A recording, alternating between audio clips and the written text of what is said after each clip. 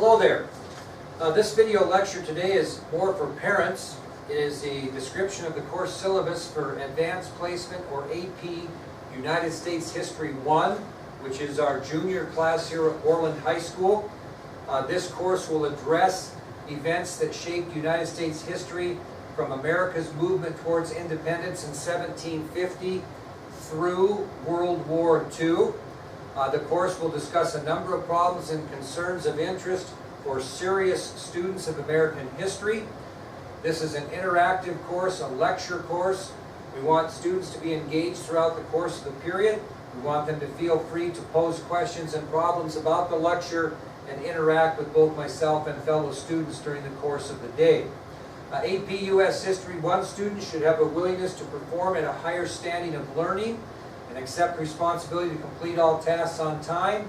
And also they should have a willingness to accept a higher standard of classroom attendance with the commitment to attend class unless extenuating circumstances occur. Very important that students are in attendance during an AP course. Missing school can cause some difficulties in keeping up. As far as assessing AP US History 1, there will be 6 areas that we'll be assessing students on. 1 would be daily lectures. 2 would be reading and writing assignments. I do not give a lot of homework in AP US History 1. I do realize that students in the advanced curriculum do have homework in other classes.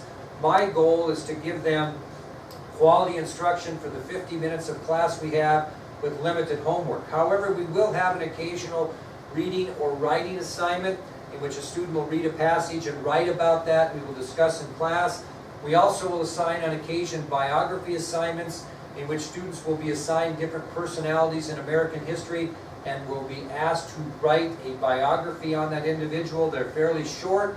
The format for these biography assignments are on the district website under myself as a teacher for your inspection. We also will grade on formative assessments. These are things like quizzes, open note exams, and feedback from the lectures to give me a good idea that your son or daughter is learning in class daily. And of course, we'll have summative assessments, which are closed note examinations or tests, and they also will be graded on classroom participation, which we'll be talking about in a little bit. As far as the class lectures and discussion, it's a college-based lecture class. It's an upper level class. Each student is required to take careful notes on a daily basis. They will record them in a 3-ring binder that I will provide for the student for this class only. We want only materials from AP US History 1 in these specific binders. We'll get the students organized so they have separate units that are divided, so they'll be nice and organized, and they're responsible to bring this 3-ring binder to class with them on a daily basis. When they get done with AP US History 1 and hopefully AP US History 2 as a senior, they will have a great learning guide to take with them to college. When I'm lecturing, I expect the students to take notes and not be engaged with casual conversation with others. We do not want students to be working on assignments in other classes during my classroom presentation or video presentations. We highly encourage student input and participation when I am not directly lecturing. Each student will be expected to answer questions during the course of the lectures and to give me an idea if they're learning formatively during the day. We will record each daily lecture, and it will be available on the school district website under myself as a teacher. Those will be ready to go by 4 o'clock nightly for students for 2 reasons. 1, a student may want to review the lecture during the day because maybe they didn't quite understand a concept or want to make sure they got that down their notes, so they can certainly use the video recordings to do that. Or if they're gone for school activities or whatever else, they will be expected to get on the district website under my particular course and make sure they make up the lecture daily, because when they get back to school, they will be expected to continue on. We will not give extra time for that because we do take the time to put it on video lectures. So students are expected to participate fully upon return to school from an absence. Also, we'll be giving test reviews during the course of the year. These are reviews the day before an exam in which I inform the students exactly on what I would like them to know for the test the next day. These test reviews are very, very important. Attendance on those days is very important. We will not record test reviews. We consider them a perk, and if a student missed a test review, they will be expected to take the test the next day regardless, and they would probably need to get to a classmate to get that review so they're prepared. So anytime you as a parent hear about a test review on a certain date, that's a really important day for kids to be in school. As far as reading and writing assignments, as I mentioned, we will be giving students reading and writing assignments throughout the semester. We'll evaluate them on their reading and writing skills to prepare them for the AP History exam as a senior if they choose to take AP US History 2. We would like students to make sure they work hard on those and put a complete effort on any reading and writing assignments that we may give them. Again, I don't give a lot of homework, but there will be a few of these during the course of the semester. The biography assignments are the same thing. They will be given a specific historical personality to write a biography about. Those also will be graded as part of assessment. The examinations that we give the students, the summative examinations without notes, these will be scheduled by the instructor in advance. It is highly encouraged that students are in attendance during the day of an examination, because if they are not, they will have to take an alternative examination the day they return to school. Also, a lot of AP US History students are involved in activities. If we have a test scheduled the day they depart for an activity, they are required to take the exam prior to departure. Students who would fail to take the summative evaluation by the time I give them the deadline would receive a 0. So it's very important that they're here on days of examinations, and if they're going to be gone, they take them in advance. As far as due dates, late and or unacceptable papers, as I mentioned before, I do not give a lot of homework. So when I do give something for the students to do, I expect it to be in on time. All assignments required will be accepted until 3:30 p.m. on the due date. They're not necessarily due during the class period. They need to have them in by 3:30 the day they are due. Late or unacceptable assignments will not be graded at full credit unless there are special circumstances approved by myself. We will accept a late paper within one school day of the stated deadline, and we will grade that at 50%. If the paper comes in after that 1 day leeway, it will be graded at 0. And again, the purpose behind this is I don't give a lot of homework, I don't give a lot of assignments, so when I do give one, I want them in on time. Class participation is another way we grade your child in AP US History 1. It is a very important part of our grading system.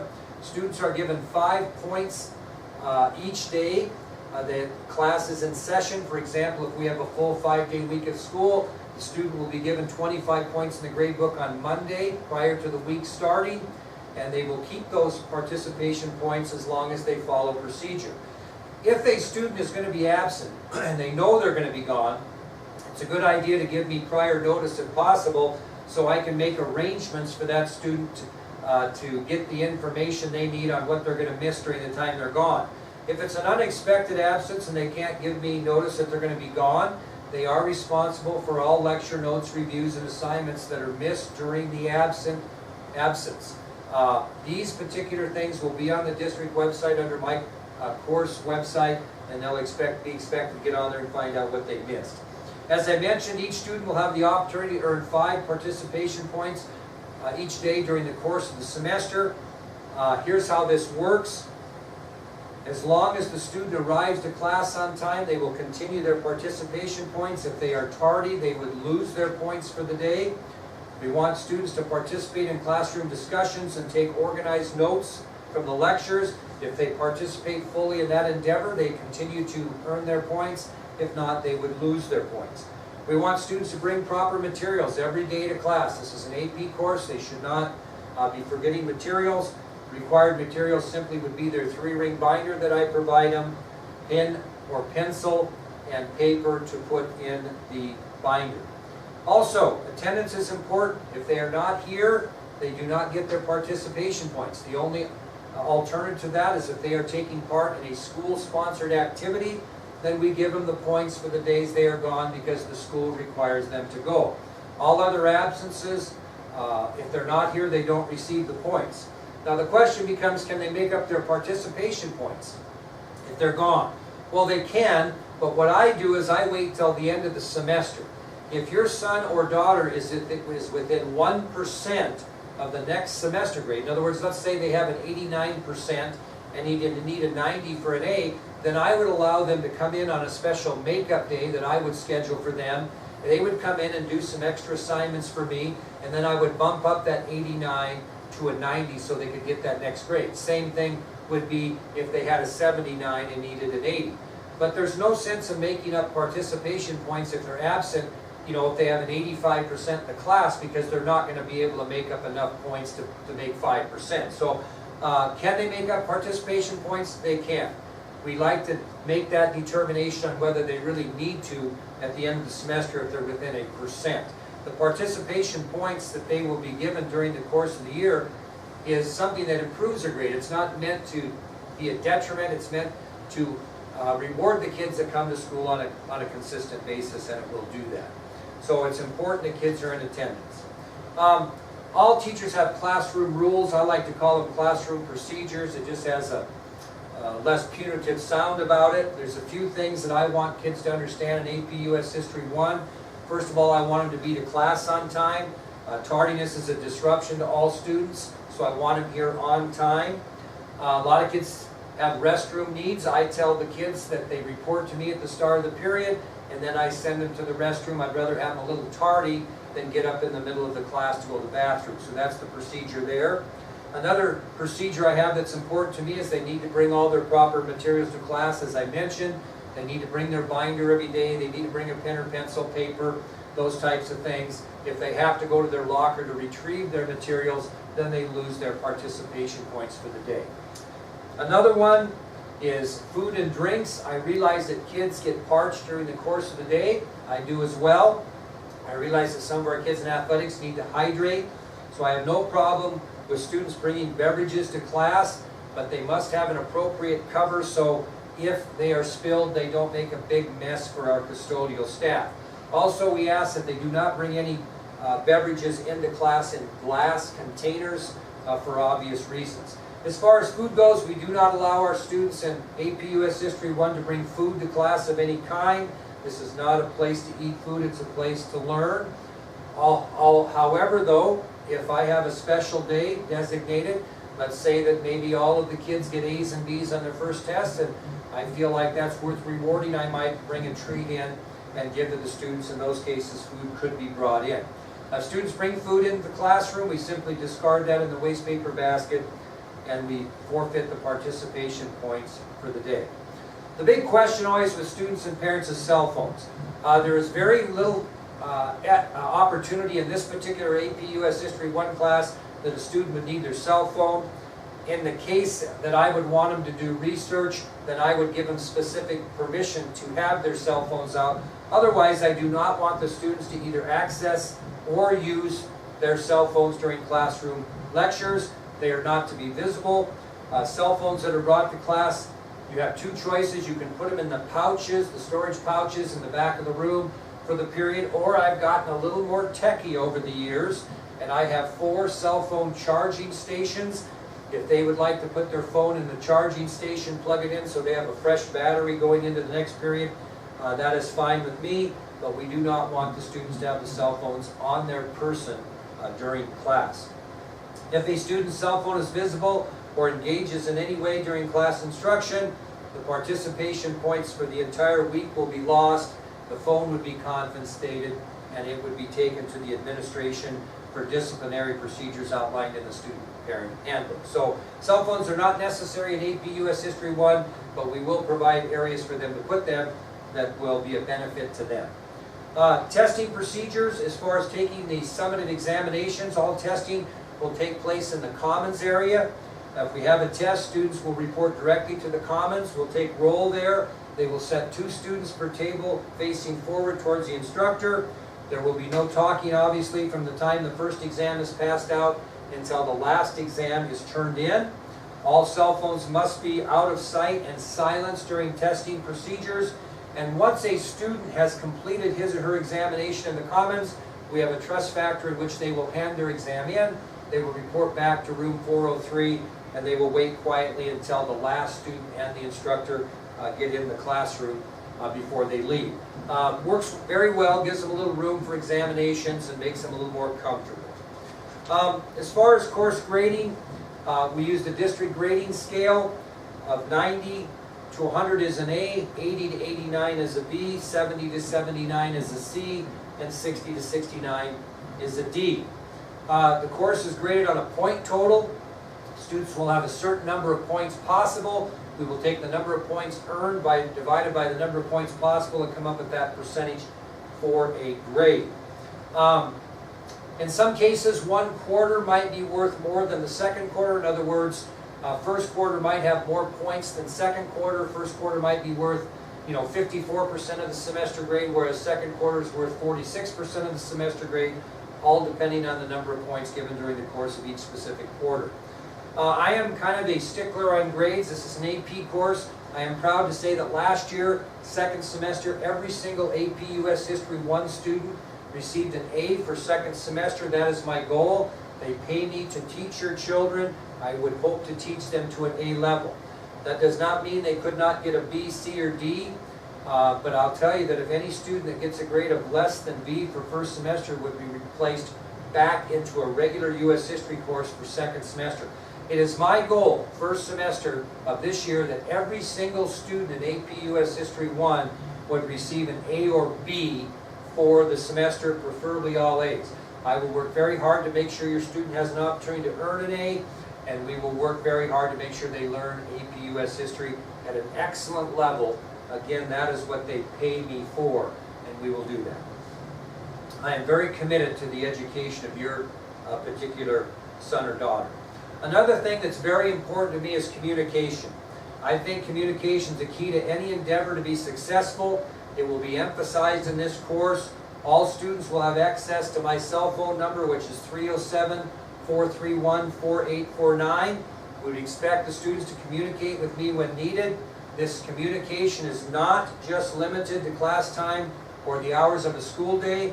Students are encouraged to communicate with me at any time during the day or night about issues inside the classroom. If they have a question about a test review or they have a question about an assignment, a text or phone call can go a long way to prevent any miscommunication. No question is foolish and no issue should go unanswered. So I encourage both students and parents, if you ever have a question of what's going on in AP US History 1, feel free to text or call me anytime for that information. I think that's crucial. Again, as I kind of alluded to earlier, all students who successfully complete AP US History 1 would be eligible to enroll in AP US History 2 as a senior. Students who choose not to enroll in AP US History 2 as a senior will have completed the required US History requirement for graduation and Hathaway.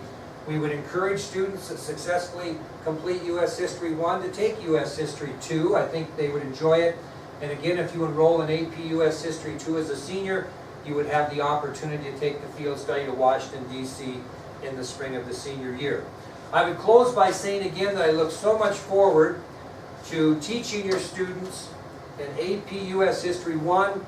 History is a great passion I have. Next year will be my 39th year in education, and I still have a tremendous passion for what the history of the United States of America is all about. So if you have any questions whatsoever, any concerns, anything, feel free to contact me either at school, by coming into my office. I will have first period and seventh period off to discuss with parents. Also, you can call the school or call my cell phone anytime. Again, I look forward to 2018-19 and a great school year for your children in AP US History 1. Thank you very much. We look forward to seeing your kids on the 23rd.